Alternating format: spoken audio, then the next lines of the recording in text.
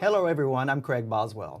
Today on Interview 360, it's all about motivation and sparking that energy in all of us, connecting or reconnecting to that driving force, that power that the universe provides us. My guest today would call that unleashing your momentum. Jade Simmons is here. She's a concert pianist, entrepreneur, motivational speaker. She was also a former Miss America contestant. We'll get to that in just a bit, but Jade, it's good to see you. Thank you so much for having me. I'm happy to be here. How do you describe what you do on stage? So now I just say that I create transformational main stage experiences that matter. So, you'll hear me say I've gone from merely kind of entertaining or impressing audiences to impacting them on purpose. So motivational speaker it doesn't sound like it fits the bill. I mean, that's Not what quite. you do. Yeah, I usually, people end up motivated. But I love to say that I create experiences that include inspiration, information, and entertainment. Yeah, and what I like is that you mix the music in with what you're talking about. And I'm wondering how, as a concert pianist, you transformed yourself from just a straight concert pianist into a motivational speaker, and now have combined them both. I can That's give pretty you that unusual. story. It's also very unique. It is, and it works for me in that way because there are not a lot of people who do that. So right. And you talk about uniqueness I do. all of the time. I do, and originality. And so a lot of what I tend to challenge people to do is to constantly question, am I doing what I was always designed to do? Yeah, I think I even heard you say that you would be playing, you would be performing on the piano, and then you started telling stories in between the pieces. Yeah. And then at some point, I guess the stories became more of what people might come to see you. Well, you know what happened, if I'm being really honest, Craig, is that in the beginning, I was trying so hard to do what every other musician like myself was doing. We'd spent our entire lives training and studying classical music, and we all had the same dream, which was to come out and be a world-class performer and play on all the major stages. And I think maybe also as an African-American female classical pianist, I didn't see a lot of myself replicated in my audiences or on stages around me. And I think maybe subconsciously I felt like every time I came on stage, I had to prove myself in a different way or at a higher level. And so I would put together these concerts. I always joke, I call them samurai recitals, because they were dreadfully long. I was playing not one or two Chopin etudes, but 5, and I was trying so desperately to... You're competing against a lot of I was things competing. right there. I was, and the problem is, I think, as a performer, you forget that competing and performing are not the same thing. Right. I would play myself to death, and in order to get through those concerts, I started telling stories in between the pieces. And for me, it was kind of a way to catch my breath.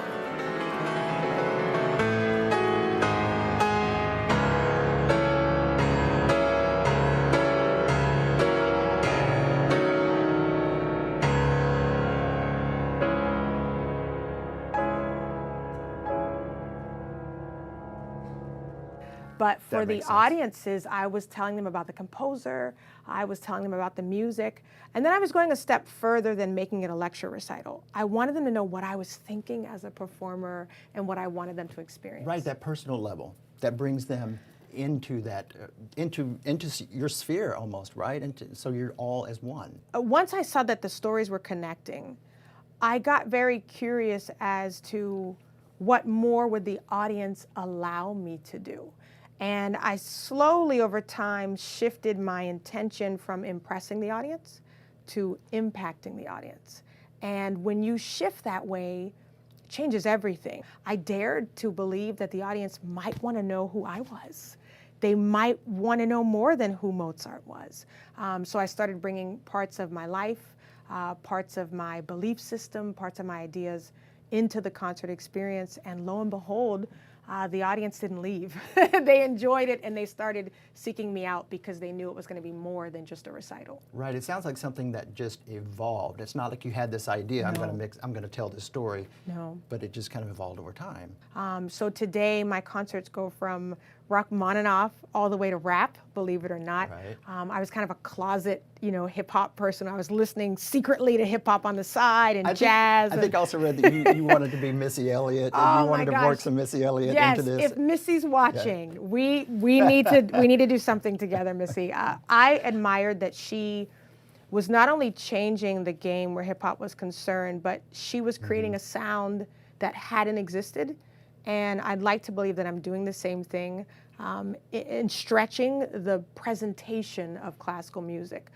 So what I do is purely classical in many senses, but by the time the concert is done, you watch the music and the artists evolve in real time, and audiences have connected because I think it's also symbolic of where they can still go as individuals. I saw a performance where I think you started with Beethoven and you ended with a rap. Yeah, it was it was very well done. Thank it's you. Really sharp. Thank you so much.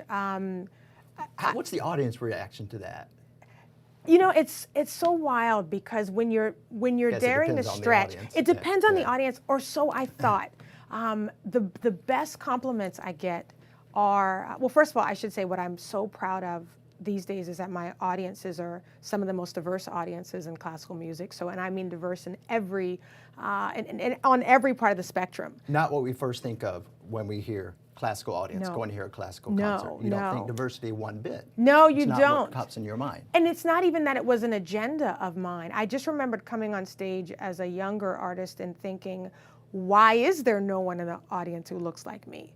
I love this music. Surely there are others who would love this music. And others could mean young people, black people, people who don't listen to classical. And so I think there was some courage that was given to me when I started speaking and I saw that people connected. I got curious as to how much could I push them musically and they still connect. And so that's what I've been able to see, is that people aren't afraid of the mix. They're actually embracing it. And so for like Black Beethoven, which is the name of the piece that you mentioned, the best compliment is when someone says, I gotta be honest, I'm not a fan of rap, but I loved that piece, Black Beethoven. And so this idea of stretching people's perception of what even a musical genre is, of what a classical music artist is a very powerful thing to be able to do. And in real time, to see people embrace something that maybe they didn't even come for or weren't expecting is a very rewarding experience for me. I know I'm putting you on the spot just a little bit, but a couple of lines of the rap. I know we're not on stage by any stretch, but the lines are really good. I should preface and say that, the rap contains stories from my childhood growing up as a young Black female classical pianist. There's an amazing scripture that says your gift will make room for you. And what I'm realizing is that the gift sometimes gets you in rooms that are very unexpected. And so people would say things to me when I showed up unexpectedly. So there was one lady who thought I was an usher instead of the pianist. There was another man who, bless his heart, was trying to pay me the biggest compliment in the world. And he said, because I'd won a Beethoven competition, and he said, young lady, you are a credit to your race.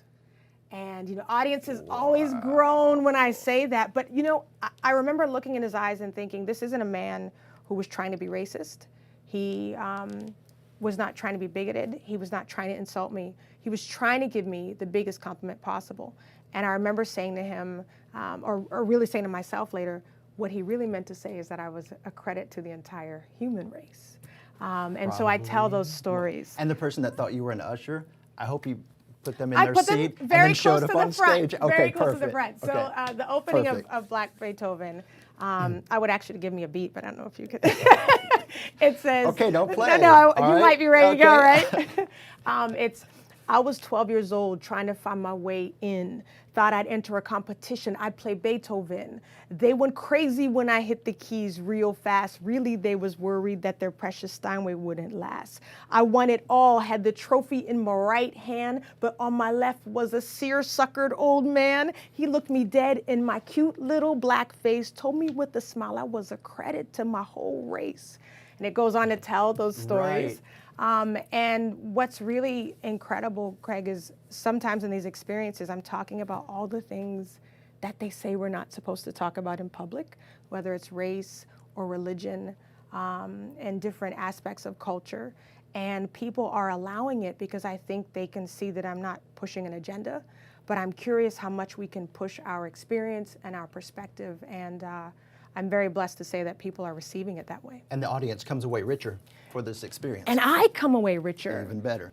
Is there a favorite story that you tell in your performances that just works every time? Every time. Or even better, was there a time when it didn't work and you had to shift it and improvise? So there's a story that, I mean, I guess technically it should be my favorite, but because I tell it every time, there are times I'm backstage and I say, I am not telling that story tonight. I'm not doing it.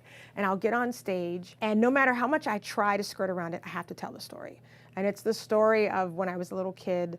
I went through 2 teachers before I got to the right one.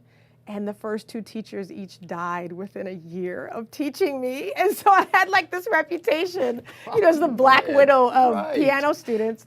And I always say, they were insisting. Don't teach her. Don't teach me, Don't take that one. That's not a pupil. No, they don't want me, right, when I come knocking on the doorstep. But I tell the story because the first 2 teachers insisted that I play out of these very traditional piano books. But I started piano late at 8, almost 9 years old. And so I came to these teachers with incredible music like we talked about before the cameras were rolling in my head. And so I thought at that first lesson, I was going to leave playing Maple Leaf Rag, or Scott Chopin Joplin. Fantasy Impromptu. And I was stuck, on these little piano books.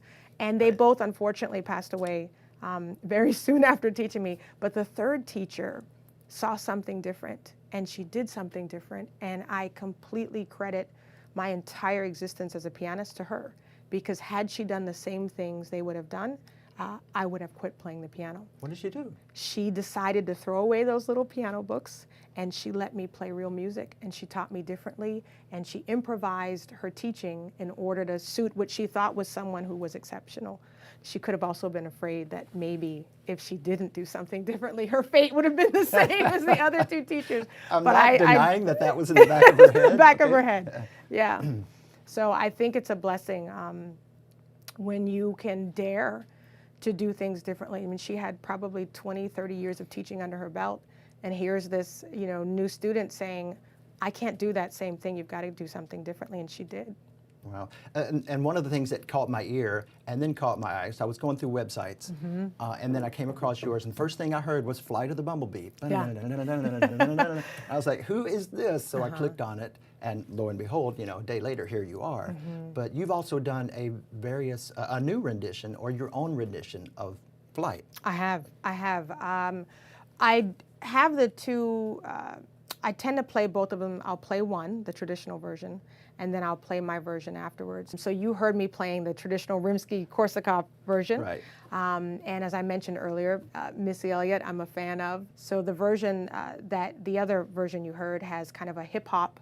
I create my own beats to go with it, and then I remix aspects of Flight of the Bumblebee on top of these hip hop beats.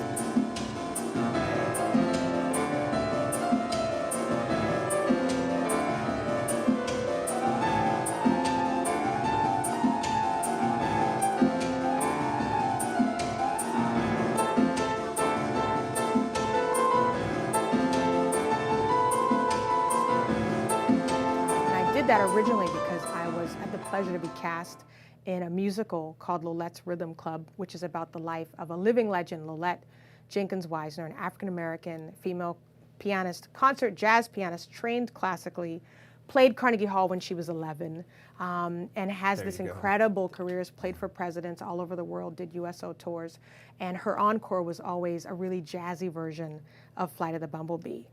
So I thought I would take a page out of her book and do my own. All right, so concert pianist, entrepreneur, recording artist, motivational speaker, and also you were runner-up for Miss America, right? Were you Miss Illinois? I was Miss Chicago, Miss Illinois, and then first runner-up at Miss America. It was like eons ago. It was the Miss America 2000 pageant. I mean, how was that, and how did that kind of shape the road that you were on, or did it change the course? The road that you were It did taking? change. It did change. My only goal was to be a classical concert pianist.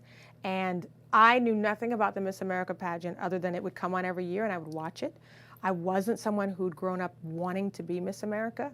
And I got into it because of the scholarship opportunity. Miss America provided a significant amount of my college funding when I went to Northwestern University. That's how I became Miss Illinois, because I was there. Okay. So my platform issue was youth suicide prevention. And that happened to be the same year that Columbine, the tragedy at Columbine happened. I think Jonesboro, 99. Arkansas, that's right, was also around that time. So suddenly this issue that I had chosen, because I just realized nobody talked about these issues. And so I took that issue to Miss America, did not win Miss America, but because those issues were hot button issues, as a 22-year-old, there I was testifying in front of Congress with Surgeon General Satcher, Tipper Gore at the time, author Danielle Steele. We were a part of the strategy to roll out a national strategy on mental health. And so talk about change the course of this concert pianist life. That was the first time that I realized my impact didn't have to stop at the piano, that I could care about other things, and music could be the thing that opened the door, but that my reach could be much farther.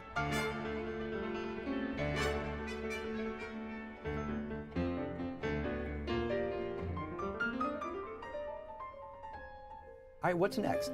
I mean, what do you do for an encore? Your list of accomplishments is already pretty incredible. I feel like I am coming into an era where my voice will become even more crucial than my fingers, so to speak, or what I do at the keyboard. And so I'm just trying to prepare to speak out on things that are important to me, and believe that there needs to be a voice that's unifying, that can pull people together. And I feel, my husband used to always say, he thought that my music would never be where it ended. He always said, I feel like the piano will be the thing that gets you in rooms, but when you get in the room, it'll be about something else. Perfect. Jade, thank you very much. Thank you for having me. And thank you for watching. We'll see you back here next time. This is Interview 360.